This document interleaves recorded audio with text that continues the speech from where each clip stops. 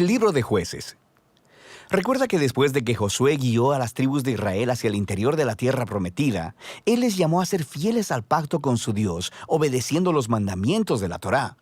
Y si hacen esto, ellos les demostrarán a todas las demás naciones cómo es Dios. Así que Jueces comienza con la muerte de Josué y básicamente cuenta la historia del completo fracaso de Israel.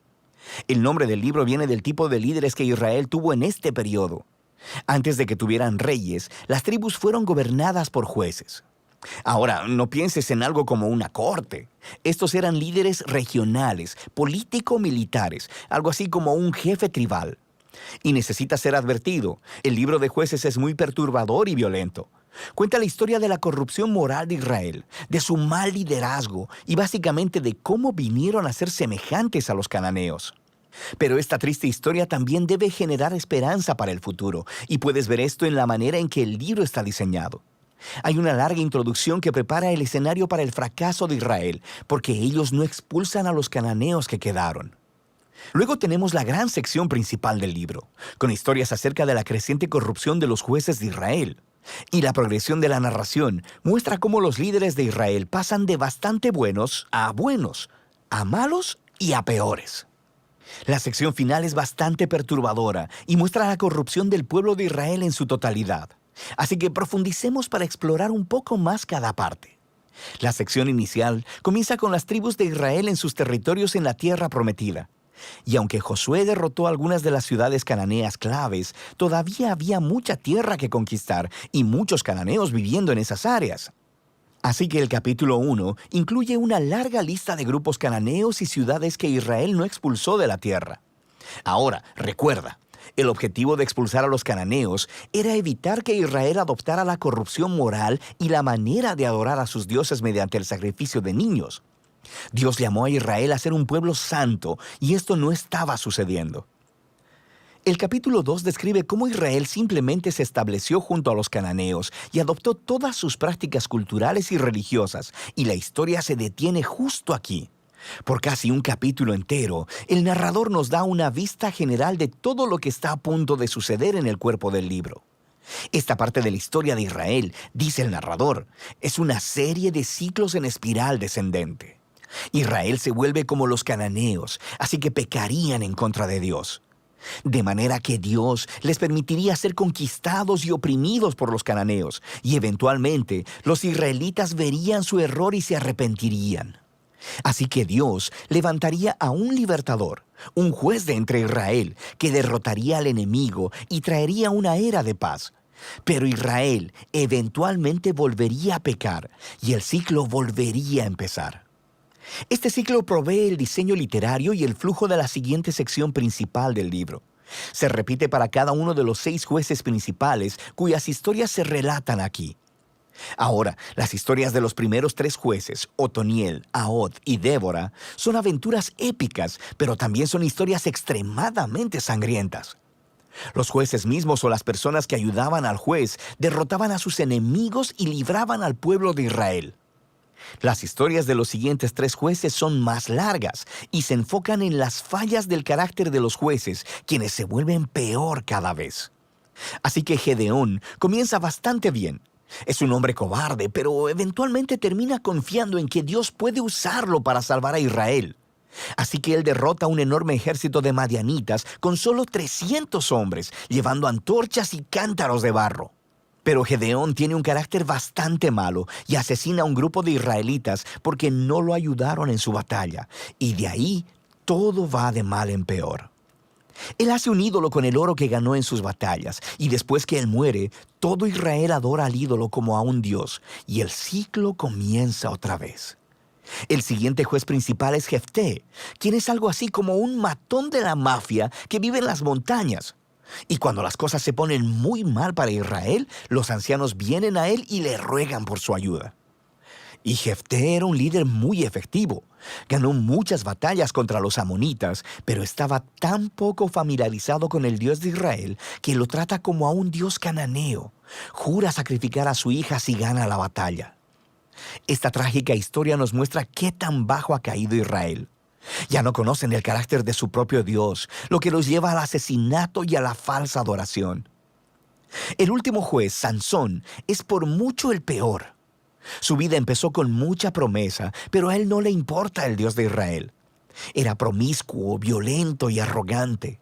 Ganó brutalmente batallas estratégicas contra los filisteos, pero a costa de su propia integridad, y su vida termina con un violento asesinato en masa.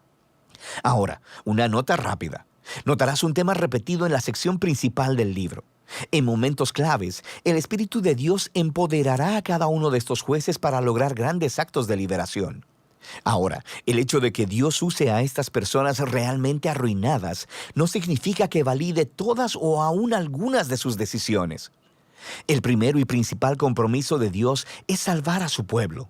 Pero todo lo que tiene para trabajar son estos líderes corruptos, así que Él obra a través de ellos. Esta sección entera está diseñada para mostrarnos lo mal que se han puesto las cosas. Ya no puedes diferenciar entre los israelitas y los cananeos, y estos solo son los líderes. La sección final muestra a Israel como un todo, tocando fondo. Hay dos historias trágicas aquí, y no son para gente con corazón muy débil. Están estructuradas por una frase clave que se repite 4 veces al cierre del libro. En esos días no había rey en Israel, y cada uno hacía lo que bien le parecía. La primera historia es acerca de un israelita llamado Micaía, que construye un templo privado para un ídolo, y el lugar es saqueado por un ejército privado enviado de la tribu de Dan. Así que ellos llegan y se roban todo, y luego van y queman la pacífica ciudad de Lais y asesinan a todos sus habitantes. Es una historia horrible. Cuando Israel olvida a su Dios, los más fuertes se salen con la suya. La última historia del libro es aún peor. Es una impactante historia de abuso sexual y violencia que conduce a la primera guerra civil de Israel.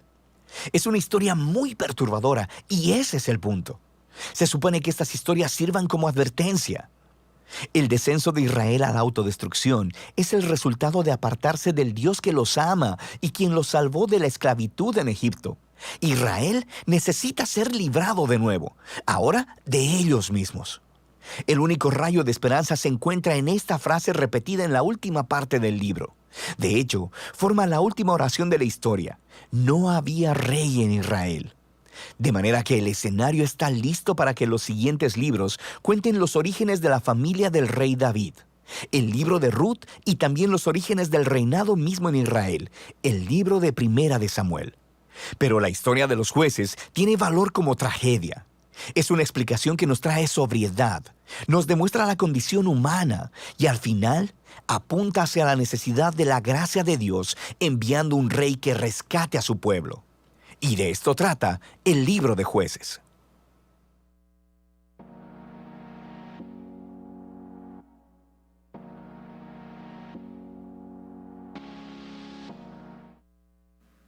En esta mañana también saludar a nuestra iglesia virtual que nos acompaña en nuestro culto en esta mañana y queremos bendecir a la iglesia virtual que aún no se acerca al templo, pero que sabemos que ellos también están allí conectados. Y oramos en esta mañana y queremos enviar una bendición sacerdotal para toda la iglesia y especialmente para la iglesia virtual.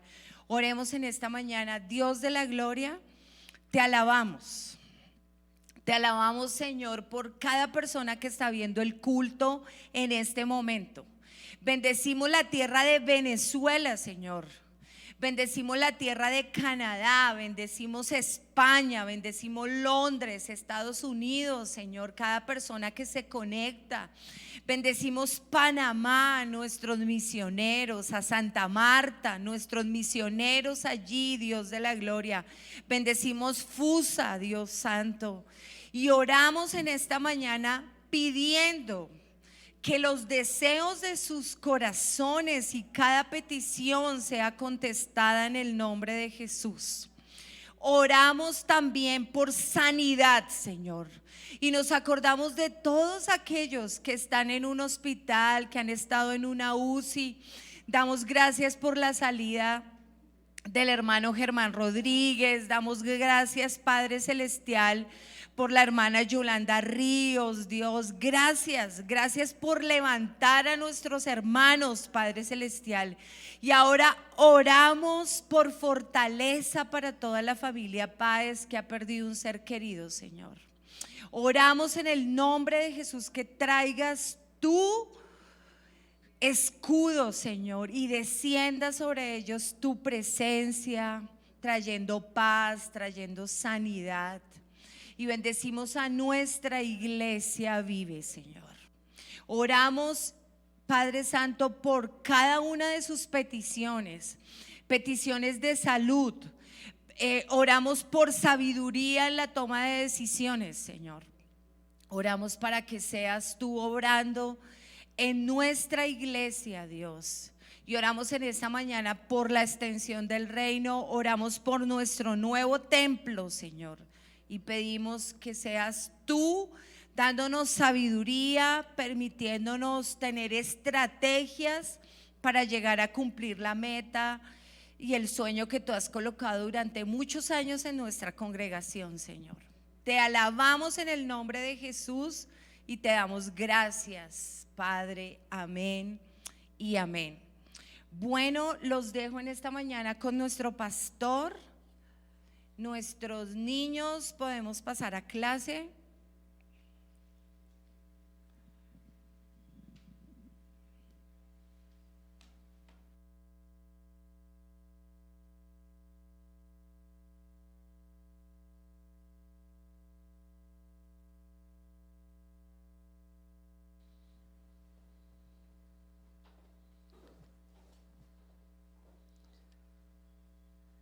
Muy buenos días, hermanos, bendiciones.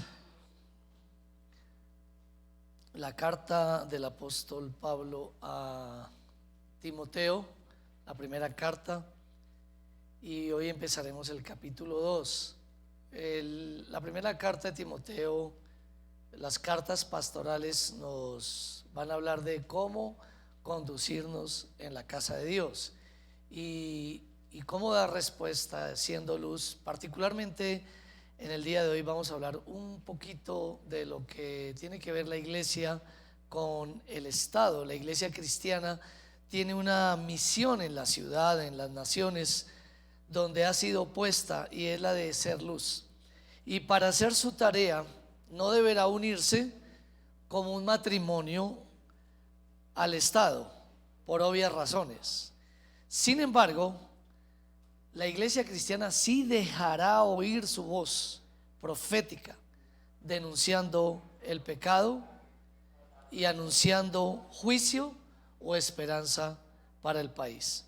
Le he dado el título en esta mañana, la iglesia y el Estado, para tratar levemente un poco sobre la manera como sí deberíamos involucrarnos en ser luz en las naciones donde Dios nos ha puesto. Primera Timoteo capítulo 2 versículo 1 al 8, motivo de nuestra meditación, dice: exhorto ante todo a que se hagan rogativas, oraciones, peticiones y acciones de gracias por todos los hombres, por los reyes y por todos los que están en eminencia, para que vivamos quieta y reposadamente en este siglo. Y también nos va a decir en toda piedad y honestidad, verso 3, porque esto es bueno y agradable delante de Dios nuestro Salvador, el cual quiere que todos los hombres sean salvos y vengan al conocimiento de la verdad. Porque hay un solo Dios y un solo mediador entre Dios y los hombres, Jesucristo hombre, el cual se dio a sí mismo en rescate por todos, de lo cual se dio testimonio a su debido tiempo. Para esto yo fui constituido predicador y apóstol, digo verdad en Cristo, no miento, y maestro de los gentiles en fe y verdad. Quiero pues que los hombres oren en todo lugar, levantando manos santas, sin ira ni contienda. Un texto muy maravilloso, muy pertinente quizás para la época que nosotros vivimos. El apóstol Pablo está animando a la iglesia a que se centre en su misión y la esencia que tiene en medio de crisis en esa época socioeconómicas, políticas, religiosas. La distribución de la tierra, por ejemplo, era uno de los problemas y las situaciones que ellos vivían, el sistema de impuestos y tasas, el problema del endeudamiento, la crisis socio-religiosa, protestas y manifestaciones campesinas, movimientos populares, el bandidaje, los movimientos proféticos. Todo esto vivía la iglesia en aquel entonces, y hicieron que Pablo le escribiera a la iglesia para que cumpliera su misión en esta crisis, y le da 3 consejos. El primero de ellos: priorizar. La iglesia cristiana debe priorizar, tener como prioridad, y el texto empieza diciendo: exhorto ante todo, cualquier iniciativa que quisiera tener el pueblo de Dios por ayudar a sus gobiernos está muy bien, pero les voy a exhortar ante todo, como una prioridad. Les voy a exhortar de la siguiente manera. Es como empieza el apóstol Pablo diciendo: Timoteo debía enfrentar 2 enemigos metidos en la iglesia: la insensibilidad y la exclusividad. La insensibilidad frente a los problemas sociales, y también por lo mismo la exclusividad de decir: nosotros somos el pueblo de Dios, no nos metemos en absolutamente nada, casi que diciendo ni nos importa, porque somos un pueblo redimido, Cristo nos ha salvado, ¿qué problema hay con los demás? ¿Verdad? A nosotros Dios verá qué va a hacer con nuestra vida, con nuestras familias. Entonces, insensibilidad y exclusividad de los hermanos en cuanto a su llamado a hacer luz en medio de la nación, en medio del Estado, con su llamado particular a evangelizar. El llamado particular de la iglesia es evangelizar. El llamado particular de un joven hoy que desea lo mejor para su nación con pasión es evangelizar. Creo que con eso podría prácticamente que cerrarse el mensaje para esta mañana, pero pues vamos a tratarlo un poquito más.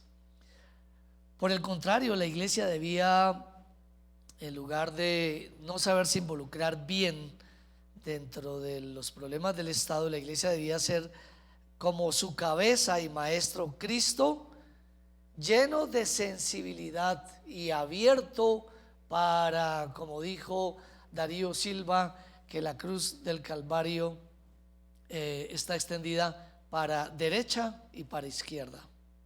Y es algo que no podríamos jamás olvidar, porque la palabra todos está incluida varias veces en la escritura, diciéndonos que todos hemos pecado y que todos necesitamos de Dios y que Cristo murió por todos. La compasión de la iglesia y su compromiso. Jesús en Mateo 9:35 al 36, sin distinguir grupos políticos o sociales o raciales, habla de lo que él veía.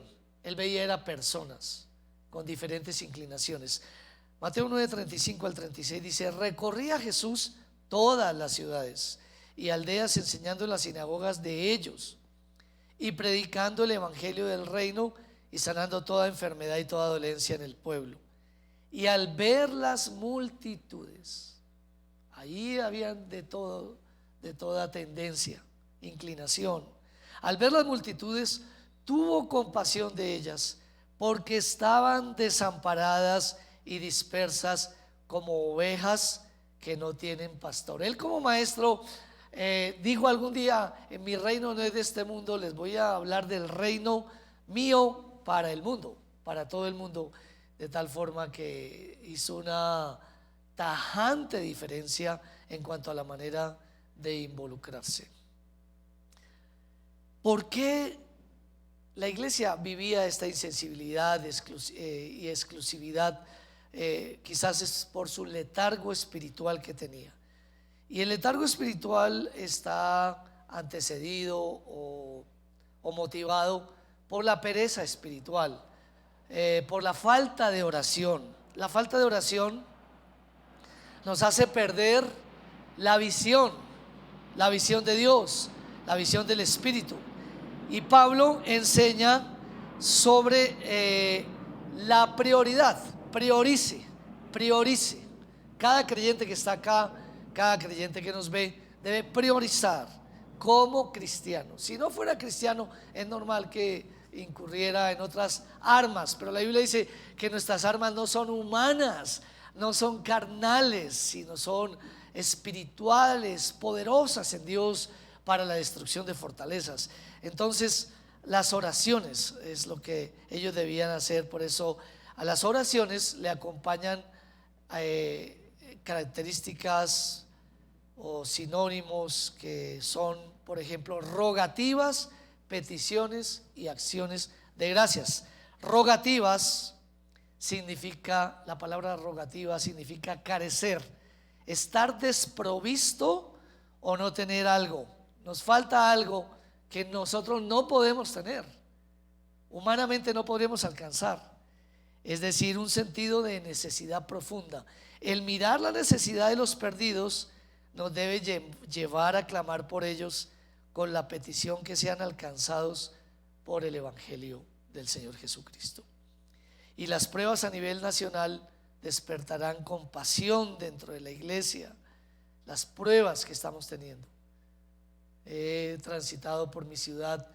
¿Cómo deseaba yo que viniera mi familia, la familia de mi esposa de los Estados Unidos, y pudiera ver cómo Colombia había avanzado?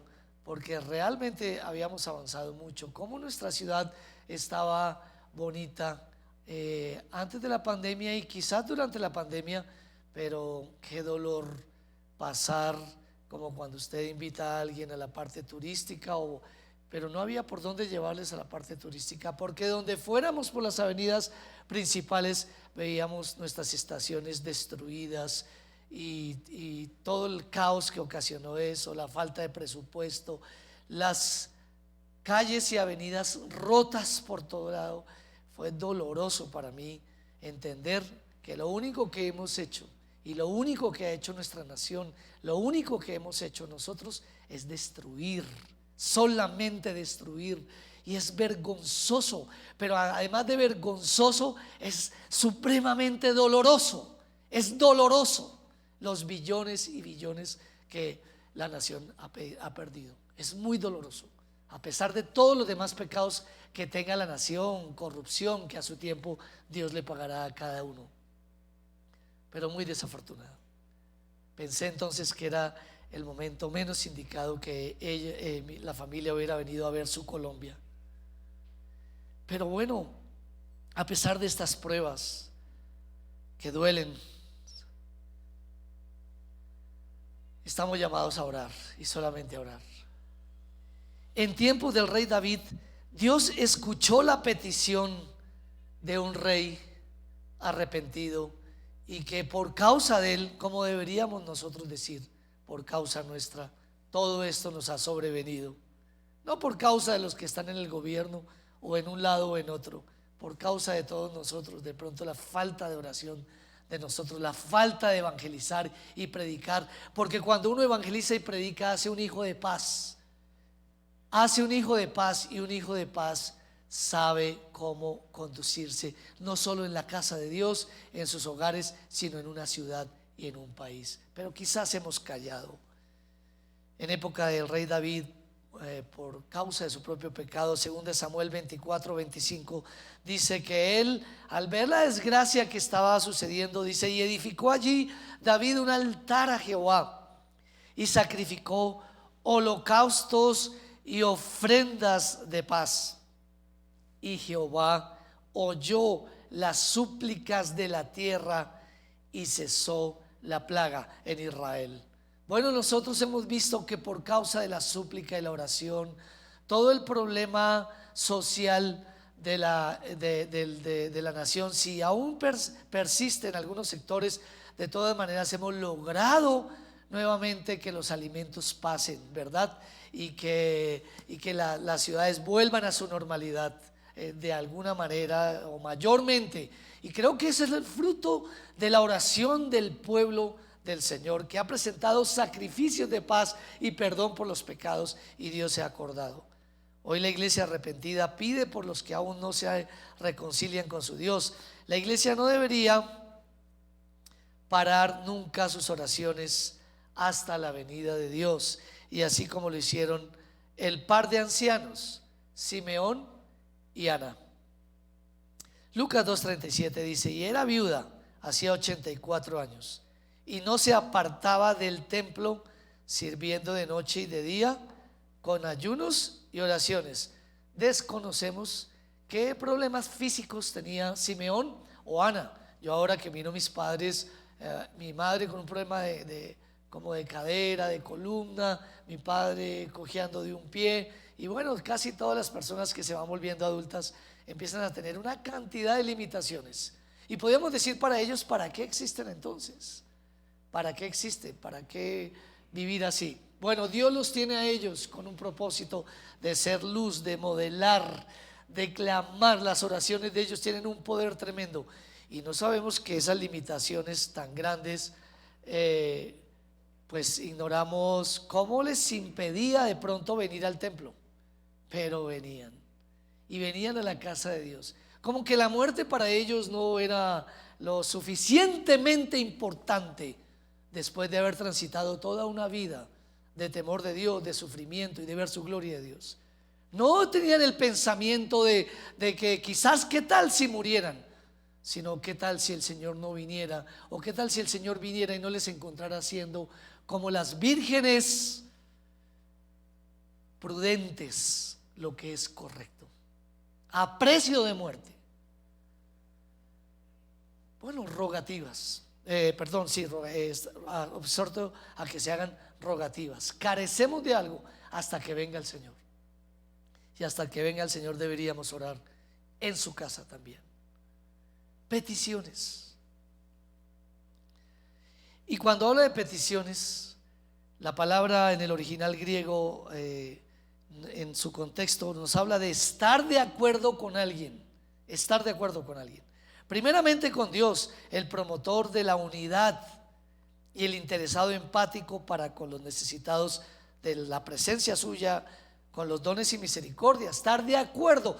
¿Cuál es el fracaso de la oración? El fracaso de la oración, como les he dicho, que uno habla con unas personas y las personas dicen: yo siempre le pido a Dios y siempre le digo a Dios: Señor, por favor, bendice, bendice, bendice, pero no saben lo que les dice Dios. Cómo la oración de uno cambia, porque las peticiones es estar de acuerdo con alguien, y sus peticiones no están independizadas de Dios, son una sola. Porque la voluntad de Dios y el deseo de Dios es solamente pensamientos de bien para nosotros, por lo cual nosotros no sabemos cómo orar, pero Él sí sabe lo que nosotros debemos orar, porque Él entiende la intención del Espíritu, la intención de Dios.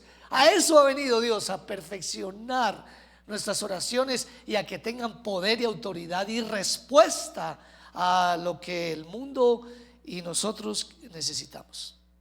En el original peticiones es el reunirse para conversar sobre un asunto. Dios, me quiero reunir contigo para hablar sobre algo que quiero hacer. Qué grandioso es esta actitud de reunirme con Dios para pedirle algo. No tener a Dios allá y pedirle lo que yo crea y considere.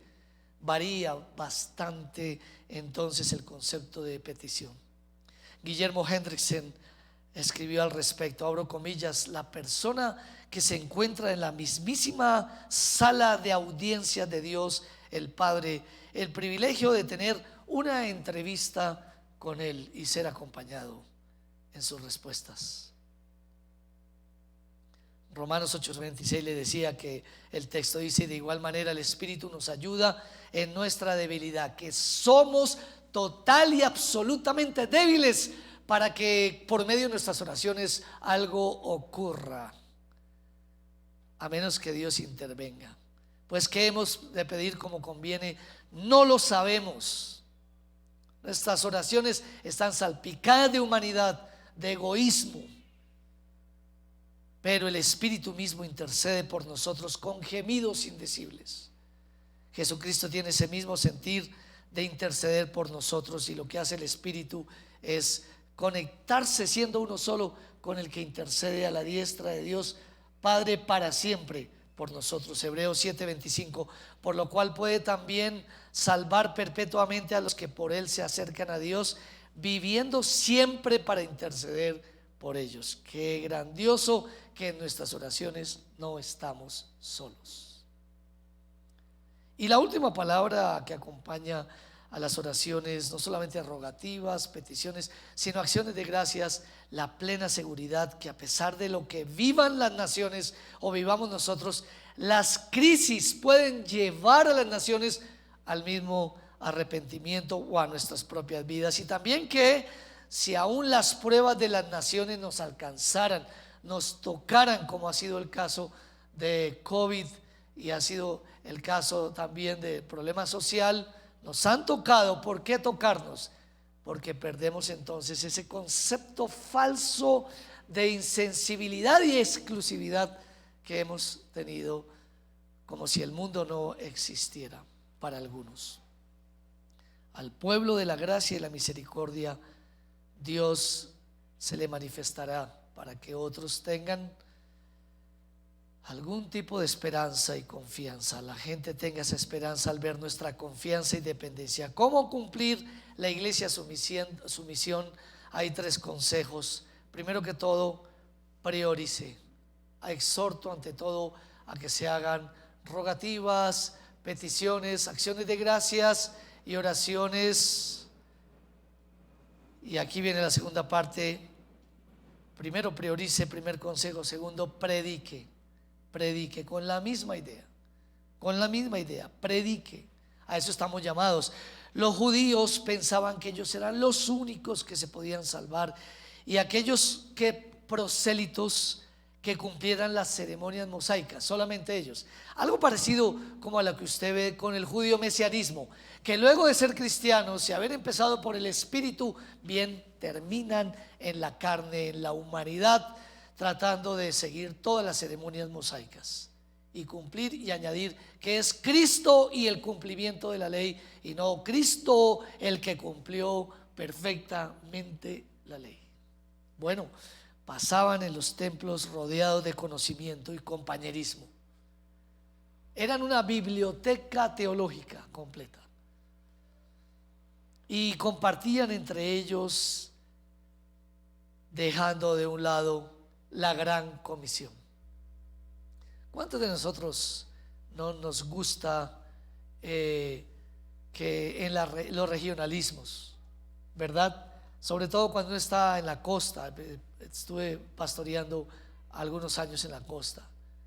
Eso que se diferencia tanto, que es tan marcado algunas veces en la región de Antioquia. Más no en Bogotá, porque esta ciudad es de todo el mundo, ¿verdad? Se ve. Y nosotros deberíamos ser como nación santa, tener un modelo donde llegamos a todos y no donde nos volvemos solamente el grupo cristiano. Mis amigos son cristianos, mi familia es cristiana, y quisiéramos una empresa cristiana y metemos a los hijos a un colegio cristiano. ¿Por qué lo hacemos?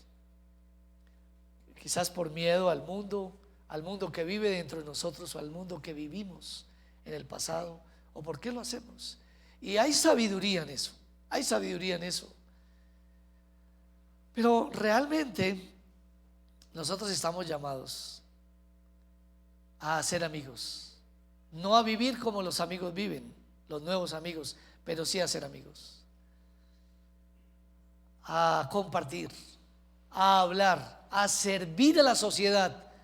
Donde vayamos, servir a la sociedad. ¿Qué fama podían tener los judíos? Que son solamente ellos y no más. ¿Qué hacía ver o cómo se ve el pueblo judío delante de los demás? Como un pueblo que se tiende a volver como exclusivista o es exclusivista y orgulloso con los demás. Que no nos pase así a los cristianos. Que no importe quién es católico, cristiano, musulmán, y que no prediquemos el ser cristianos, sino que prediquemos la palabra de Dios y la persona y la obra de Jesucristo. Ya ellos dirán: usted es cristiano. Ayer tuve la oportunidad de estar con alguien y fuimos compartiendo un rato, y de un momento a otro empezamos a hablar. Me dijo: yo soy católica, apostólica y romano y tal cosa. Y le dije: ¿y qué vas a hacer cuando mueras? ¿Sabes para dónde vas a ir? ¿Conoces qué crees de la persona de Jesucristo? Y ese fue el tema. Ella dedujo y dijo: usted es cristiano. Pero ella lo dedujo. Pero nosotros no debemos andar con esa sede cristiano por todo lado, y aún el pescado llevarlo atrás para decir: nosotros somos cristianos y tenemos el pescado, y eso es lo que nos caracteriza. Y otro pone la cruz de Cristo y la imagen de María para decir quién es. Jesús nunca tuvo ese tipo de rótulos, sino simplemente caminó entre las personas para que su reino fuera manifestado y muchos creyeran. Por eso Pablo dice: debemos orar por todos los hombres. Por todos los hombres. Y aquí aparece una de la misión de la iglesia: la evangelización del mundo, llamado a escuchar acerca del arrepentimiento. Es lo que estamos predicando. Sí, chévere, que es que ustedes no toman, ustedes no fuman. Eso no es el evangelio. El evangelio es el arrepentimiento de nuestros pecados, de saber que Cristo Jesús, como lo va a decir más adelante, vino al mundo, se hizo carne, vivió una vida perfecta, murió de forma trágica por nosotros, tomó nuestro lugar para perdonar nuestros pecados y llevarnos a Dios. Hechos 17:30 dice: pero Dios, habiendo pasado por alto los tiempos de esta ignorancia, estar sin Cristo es estar en ignorancia espiritual. Ahora manda a todos los hombres en todo lugar que se arrepientan, arrepentidos, porque el reino de Dios se ha acercado. Por eso debemos pedir a Dios por ellos, y que abracen la salvación diseñada para todos, como dice Tito 2:11, porque la gracia de Dios se ha manifestado para salvación a todos los hombres. El asunto de la elección incondicional, ¿verdad?, de la gracia irresistible y de la expiación limitada, tiene sus bemoles desde el punto de vista teológico. Pero lo que sí podemos decir es que el amor debemos predicarle a todo el mundo, y Dios sabrá separar a su mano derecha y a su mano izquierda y hacer notorio el poder de su elección incondicional. Pero nuestra competencia simplemente va a ser la que el Espíritu Santo nos da, de tener carga y amor por los perdidos y ofrecer gratuitamente el Evangelio de Jesucristo a toda criatura. Esta universalidad del Evangelio es oportuna. Todos los hombres, incluye a los poderosos y ricos, para el caso a los influyentes, poderosos políticos que están en las naciones. Para ellos también es. Por eso dice: por todos los hombres. Y continúa Pablo diciéndole a Timoteo: por los reyes y por todos los que están en eminencia. Que el evangelio es para todos, que en medio de esa jauría de corrupción alguien se puede convertir. Por todos los reyes, por los que están en eminencia. Estos hombres son en su mayoría corruptos y tiranos. A la iglesia se le exhorta a orar en tiempo de Pablo y Timoteo por el blasfemo, excéntrico y cruel Nerón. Por él había que orar, y por sus cómplices de oficio, para que fueran salvos de sus pecados. Debemos también orar para que logremos vivir quieta y reposada mente en este siglo. ¿Para qué? Para que nuestros hijos disfruten de tranquilidad. No, para que el evangelio se pueda predicar con libertad, cosa tal que no pasa en Cuba, cosa tal que no pasa en Corea del Norte, cosa tal que no pasa en la Unión Soviética, cosa tal que no pasa en China. Donde el evangelio va, la palabra no va a correr rápidamente. Por eso en sus próximas elecciones usted debe orar y votar por alguien que no vaya a detener el flujo de la evangelización, ni vaya a abrir puertas a que se consuma la ética y los valores de familia. Así pierdan. Es que no se trata de ganar, se trata de hacer lo correcto. ¿Cómo conseguiremos este logro? De vivir quieta y reposadamente. Los gobernantes verán en el pueblo cristiano algo muy diferente a lo que sus opositores comunes les muestran. ¿Qué se muestran entre ellos? Hostilidad y rechazo. A cambio recibirán de los creyentes respeto y una sujeción en Dios a sus directrices que estén conformes a lo que el Señor, que no vaya a ir en contra de la fe, pero respetarán sus directrices. Tito 3, 1 y 2 dice lo siguiente: las cartas pastorales fueron para Timoteo y para Tito. Y a Tito le dice lo siguiente: recuérdales. Hay algunos que se han olvidado. Hay algunos que en estas protestas y marchas se han olvidado de esto, Tito. Por favor, quiero que les recuerdes esto. Recuérdales que se sujeten a los gobernantes y autoridades, que obedezcan, que estén dispuestos a toda buena obra, que a nadie difamen. Por eso les molesté en ese tiempo con sus estados de difamación contra el presidente. Que no sean pendencieros, sino amables. Y hoy ya no hablaríamos de una amabilidad en la conversación, sino una amabilidad en el Face, una amabilidad en los estados. Hay que ser amables con el estado que uno pone, mostrando toda mansedumbre para con todos los hombres. Por lo tanto, al pasar el tiempo, sin que sea el fin del creyente o de la iglesia, sino como resultado o fruto, ellos serán llamados pacificadores, como bien lo dijo el Señor Jesús. Y como bien el imperio romano lo miraba a él, y como bien hoy las naciones de la tierra deberían mirarnos como cuerpo de Cristo, lo miraron y dijeron: ningún delito encontramos en él. Este hombre nada malo ha hecho.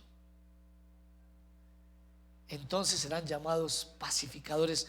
Mateo 5:9 dice: bienaventurados, dichosos, felices los pacificadores, porque, escuche bien, ellos y solamente ellos serán llamados hijos de Dios. Los demás serán llamados hijos de este mundo, no redimidos, no apartados. Ellos serán llamados hijos de Dios por cualquier tipo de gobierno. Ellos serán llamados hijos de Dios por un partido como el del presidente Duque, nuestro actual presidente, pero ellos serán llamados también hijos de Dios por un gobierno diferente como el de la alcaldesa Claudia López. Serán llamados hijos de Dios. ¿Cómo le parece? Afortunadamente hay esas polaridades para que brille en el centro lo mismo, y es que tanto un lado como el otro nos llamen hijos de Dios. No hemos sido llamados a una resistencia civil y ser reconocidos por estas iniciativas alevosas, más bien por un comportamiento pacífico y muy lleno de valores.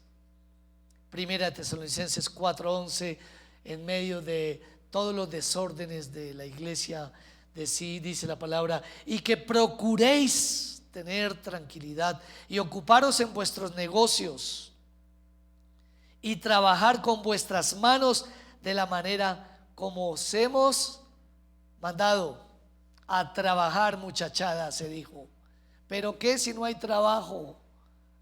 Ayer me edifiqué altamente con ella. Trabaja, esta persona trabaja enseñando en colegios públicos.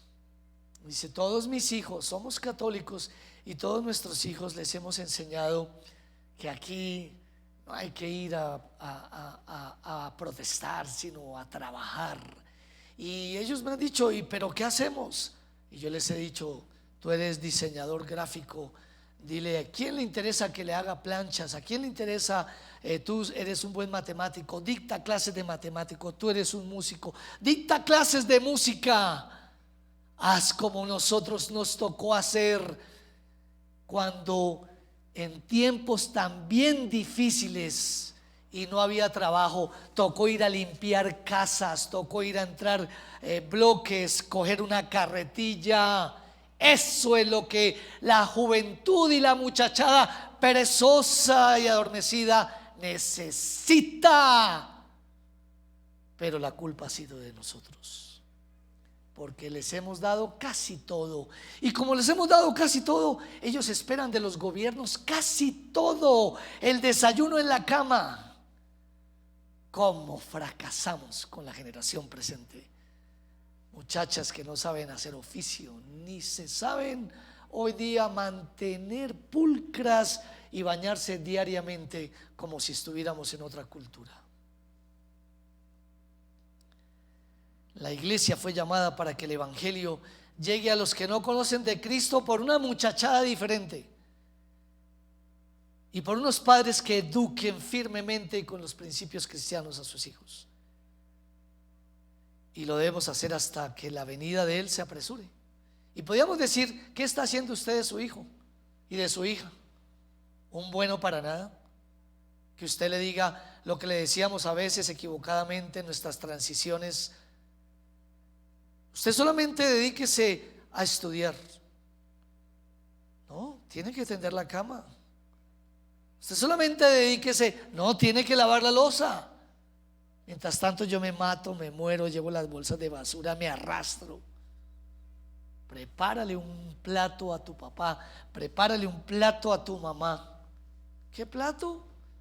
Un rico y delicioso, todo rico, puesto en la mesa con una Coca-Cola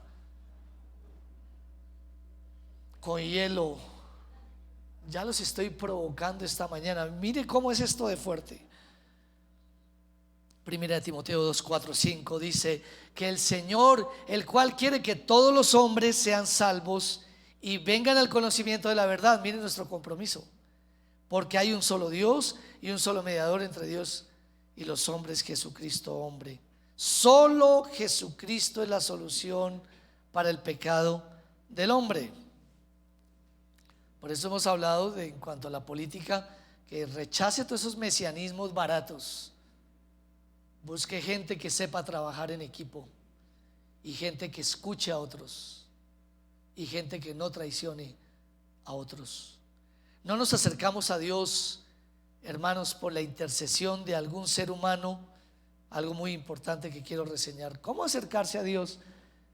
No por ningún ser humano o por los ángeles, los santos fallecidos, o por la madre de Jesús en su ministerio terrenal, aclaro, solo por medio de Jesucristo hombre.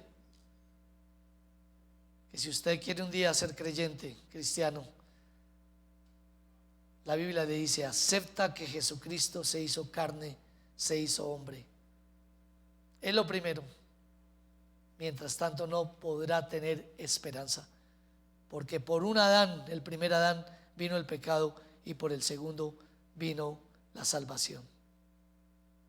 El primer hombre del cual somos descendientes todos fracasó. De ahí nuestro fracaso y nuestra necesidad de cielo y de eternidad. Pero Él tenía que venir. Y al venir, darnos la esperanza. Primera Timoteo 2:6 dice: el cual se dio a sí mismo en rescate por todos. O sea que usted está incluido, si usted cree en Él. De lo cual se dio testimonio a su debido tiempo, diciendo, para la pregunta que dice: pero ¿cómo un tipo viene en una época y qué pasó con las demás generaciones?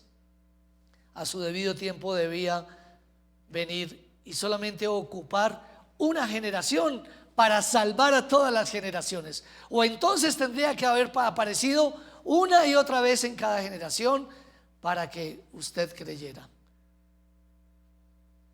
Adán apareció, el primer Adán, en su tiempo, y de ahí la descendencia. Todos pecamos, recibimos el pecado. Cristo apareció, y los que creían en Cristo, el que había de venir, con esa esperanza se salvaban. Y los que creemos en Cristo, en aquel que vino, nos salvamos, el cual se dio a sí mismo en rescate por todo, de lo cual se dio testimonio a su debido tiempo. Era esa época. ¿Cómo cumplir la iglesia su grandiosa misión? 3 consejos. Priorice. Número 2, predique. Y por último, en esta mañana, percátese. Pablo se percató de su llamado. Percatémonos como iglesia cristiana y como cristianos de nuestro llamado. Y primeramente de la iniciativa divina, percatémonos para anunciar la salvación a todos los que no lo habían oído. Primera Timoteo 2:7 dice: para esto yo fui constituido predicador y apóstol. El apóstol Pablo se percató del llamado que Dios le hacía y del enfoque que tenía ese llamado. Digo verdad en Cristo, no miento. Y maestro de los gentiles en fe y verdad, no en tradición, no en ley y tradición, sino en fe y verdad. Pablo se tuvo que percatar, la iglesia debe percatarse que está enviada a predicar el evangelio a los gentiles, a los que hoy no tienen la palabra de Dios, y a orar por ellos, y también a enseñarles la palabra de Dios. Algunos creyentes me extrañan en cuanto a que yo no los llame, pero créame, hermanos, cuando llega alguien nuevo a esta iglesia, así no se convierta, le dedico todo el tiempo que sea necesario. Me veo con él todo el tiempo que sea necesario para darle a conocer el misterio que es Cristo en nosotros, la esperanza de gloria. Si un hombre como él, Pablo, fue redimido, asimismo su tarea sería anunciar sin excepción las buenas nuevas del evangelio. Pero para ello habría que percatarse también de las motivaciones de su corazón a la hora de orar por los perdidos. Tenga mucho cuidado cuando ore y percátese de que tenga un corazón aparejado con su Dios. Primera Timoteo 2:8 termina diciendo el texto: quiero pues que los hombres oren en todo lugar, levantando las manos, sin ira ni contienda. ¿Nota cómo nos vuelve a hablar de la parte social y política de nuestro país? Sin ira ni contienda, con dolor, con fuego, con angustia, pero no con el espíritu que no nos ha sido otorgado. ¿Quiénes deben orar y cómo hacerlo? Termina diciendo el apóstol. Empieza señalando a los hombres de la congregación. Y aclaro, no es que las mujeres no estén invitadas. Usted le puede sonar chistoso, pero es que hay tendencias a descalificar a la mujer Y ahora que vayamos más adelante en Timoteo, nos vamos a meter en tremendo debate sobre el pastorado de la mujer o no. Desde aquí algunos conservadores tradicionalistas de estudio juicioso y etimológico de la palabra de Dios empiezan a hacer una separación de la mujer. Empieza señalando a los hombres de la congregación, pero yo le voy a dar mi interpretación en este aspecto. No es que las mujeres no estén invitadas, más bien que los hombres, como cabezas de hogar, deberían ser ejemplo de ellas, de sus hijos y de la iglesia. Los hombres deberíamos ser ejemplo. Usted sabe que la que más ora es la mujer. Usted sabe que la que más se compromete es la mujer. El hombre va atrás o va a un lado. Pues bueno, es que Dios escogió lo débil, ¿verdad? Y los hombres somos lo más débil. Las mujeres son lo más fuerte. Y no quiero ganar el corazón de ustedes, hermanas, para nada. Jamás tengo esa intención. No es ni el día de la madre ni el día del padre. Sencillamente que una mujer lleva un periodo menstrual. Una mujer lleva 9 meses una criatura. La criatura toma todos los nutrientes de la mujer. Tiene una dieta. Por su naturaleza tiene una gracia especial y una valentía para criar a sus pequeños. Pero Dios nos escogió como cabeza. Inexplicable, ¿verdad? Entonces no podemos tolerar que las mujeres, además de llevar todas esas responsabilidades, también lleven la parte espiritual.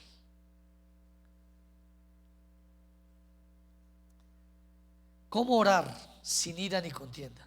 Que nuestras vidas estén aparejadas ante Dios para ser escuchados y recibidos. Salmo número 24, 3 al 5. ¿Quién subirá al monte de Jehová? ¿Y quién estará en su lugar santo?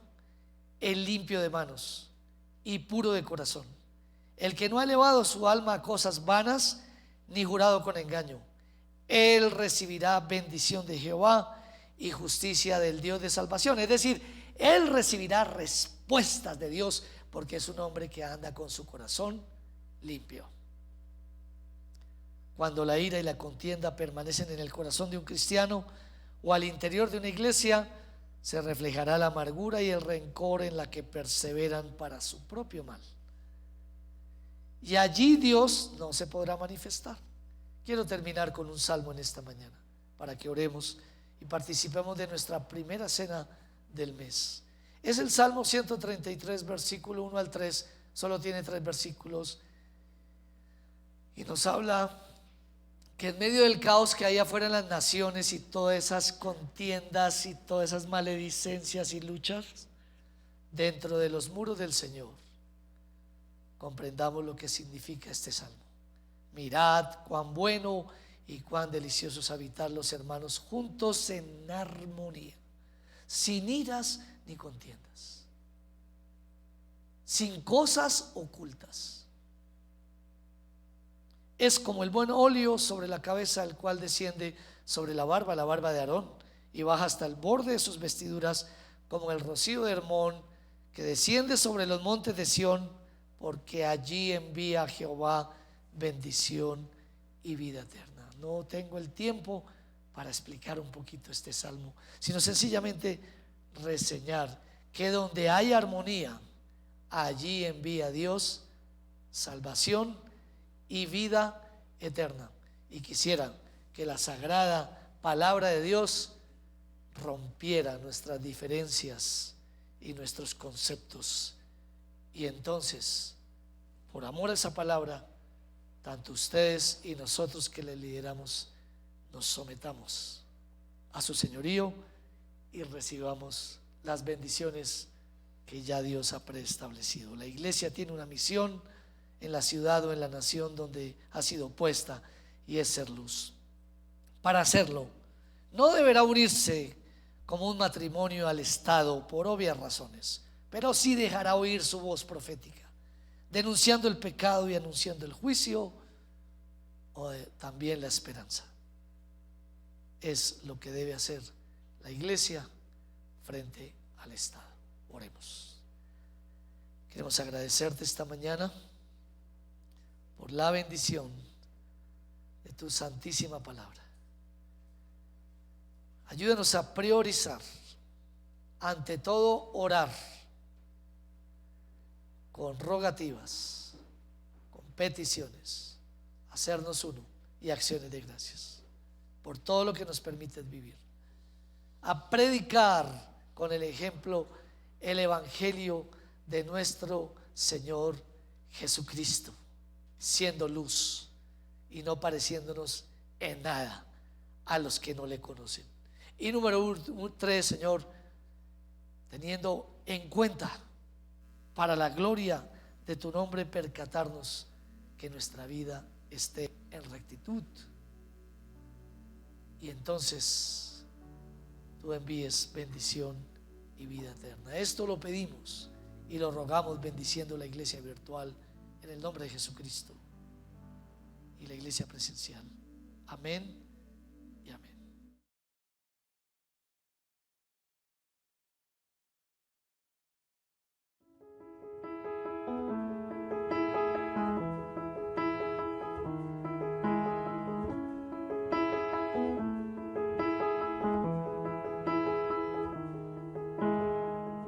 What do you do when you don't get better?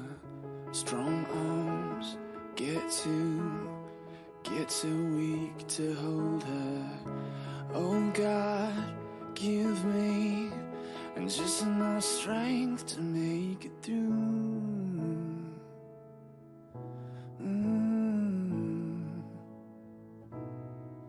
Sleepless, this madness is walking me out to the ledge, and stands there beside me, shivering out on the edge. And oh God, all I ask is a little